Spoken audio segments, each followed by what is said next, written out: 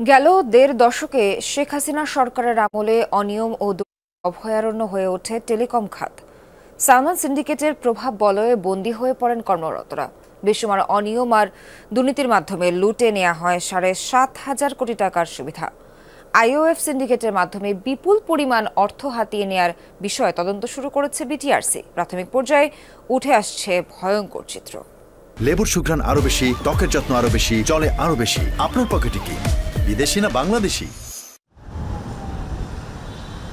গত ১৫ বছরে টেলিকম খাতে বেসুমার অনিয়ম দুর্নীতি হয়েছে। আওয়ামী লীগ সরকারের প্রভাবশালীদের দুর্নীতির বিষয়ে অনুসন্ধান শুরু করেছে নিয়ন্ত্রক সংস্থা বিটিআরসি। আইজিডব্লিউ, আইসিএক্স, আইএইচি সহ বিভিন্ন খাতের লাইসেন্স প্রদানে অনিয়ম এবং রাজস্ব ফাঁকির বিষয়ে নেওয়া হচ্ছে কঠোর পদক্ষেপ। পতিত সরকারের উপদেষ্টা সালমান এফ রহমানের নেতৃত্বে আন্তর্জাতিক কল পরিচালনা ব্যবসায় প্রায় ৭,৫০০ কোটি টাকার লুটের বিষয়টি তদন্ত চলছে।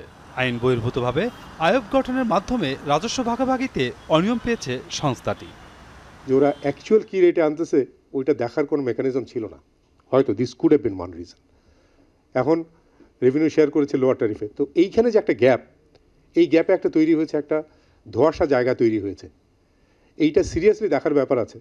২০১৫ সালে আইওএফ সিন্ডিকেট গঠনের মাধ্যমে আন্তর্জাতিক কল ব্যবসা দখলে নেয় সালমান এফ রহমানের সিন্ডিকেট। অভিযোগ আছে, ভয়েস কলে নামমাত্র ট্যারিফ নির্ধারণ করার জন্য ওই সময় মন্ত্রণালয়কে দিয়ে বিটিআরসিকে বাধ্য করেন এই প্রভাবশালী নেতা। বিষয়টি আমলে নিয়ে ট্যারিফ কাঠামো পরীক্ষা নিরীক্ষার কাজ শুরু করেছে বিটিআরসি। বিশ্বের বিভিন্ন জায়গায় কল টার্মিনেশন রেট, তার মধ্যে বাংলাদেশে কল টার্মিনেশন রেট মনে হয় ওয়ান অফ দ্য লোয়েস্ট। এই ট্যারিফটা লো করায় বেনিফিটেড হচ্ছে কে? International career. লুজার হচ্ছে কে? লুজার হচ্ছে গভর্নমেন্ট রেভিনিউ পাচ্ছে না। সো এই ট্যারিফটা কতটুকু বৃদ্ধি করা যাবে বা আদৌ বৃদ্ধি করা যাবে কিনা, জিনিসটা একটা স্টাডির ব্যাপার।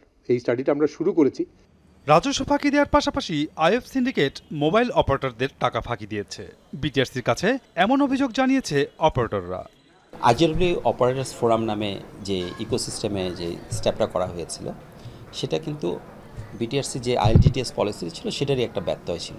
সেক্ষেত্রে আমাদেরও একটা বড় ধরনের লস হয়েছে প্রতি মাসে। সব অপারেটররা মিলে যদি আমরা বলি, এখানে যদি গভর্নমেন্ট ১৫০ কোটি টাকা লুজ করে প্রথম দিকে, আমরাও প্রায় ৭০ থেকে ৮০ কোটি টাকা লস করেছি প্রতি মাসে। আইএফ সহ টেলিকম খাতের সিন্ডিকেটের দৌরাত্ম্য বন্ধ করতে আইএলটিটিএস পলিসি পর্যালোচনার পরামর্শ প্রযুক্তিবিদদের। আমাদের ব্যাংকিং সেক্টরে যে ঘটনা ঘটেছে, আমরা হাজার হাজার কোটি টাকা ঋণ খেলাপি যেমন এখন আমরা দেখতে পাচ্ছি, এই ক্ষেত্রেও প্রায় একই ধরনের ঘটনাটাই ঘটেছে।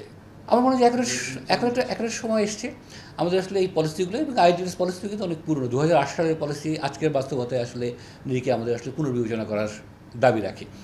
অভিযোগ আছে, গত ৯ বছরে আন্তর্জাতিক ভয়েস কলে প্রকৃত দরের চেয়ে কম মূল্য ঘোষণা করে ৭,৫০০ কোটি টাকা হাতিয়ে নিয়েছে আওয়ামী লীগ সরকারের প্রভাবশালীদের আইওএফ সিন্ডিকেট।